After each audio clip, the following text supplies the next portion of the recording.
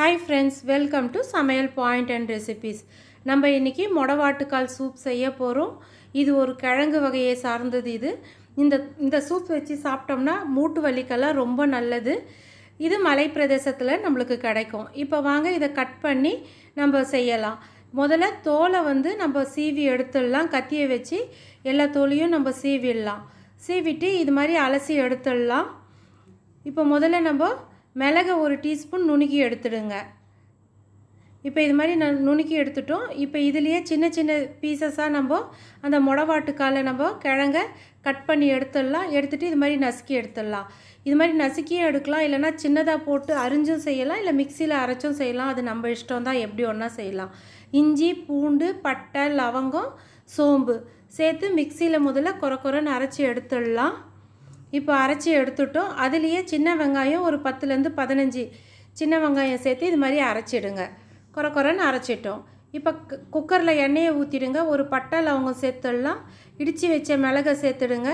சேர்ந்து எல்லாம் நல்லா பொரிட்டோன்னிட்டுன்னு இப்போ அரைச்சி வச்சதை சேர்த்து நல்லா வதக்கிடலாம். இப்போ எல்லாம் சேர்த்து நல்லா வதக்கிட்டோம். இப்போ இதுலேயே 2 தக்காளியை சேர்த்து அரைச்சி வதக்கிடலாம். இப்போ எல்லாம் நல்லா வதங்கி வந்துடுச்சு. இப்போ இதில் 1/4 ஸ்பூன் மஞ்சள் தூள் சேர்த்துக்கோங்க. ஒரு 4 டீஸ்பூன் மிளகாய் தூள் சேர்த்துக்கோங்க. உங்கள் காரத்துக்கு ஏற்ப நீங்கள் சேர்த்துக்கோங்க.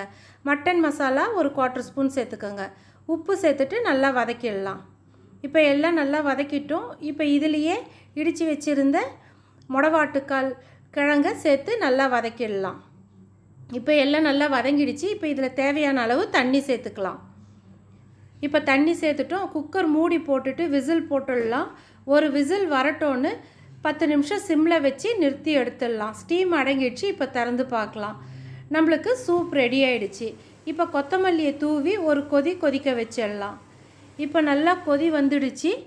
இப்போ நம்ம அடுப்பை ஆஃப் பண்ணிவிட்டு இப்போ வடிகட்டியில் ஊற்றி நம்ம வடிகட்டி எடுத்துடலாம்.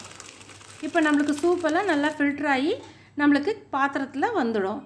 இப்போ நல்லா இது மாதிரி அழுத்தி எடுத்துடலாம்.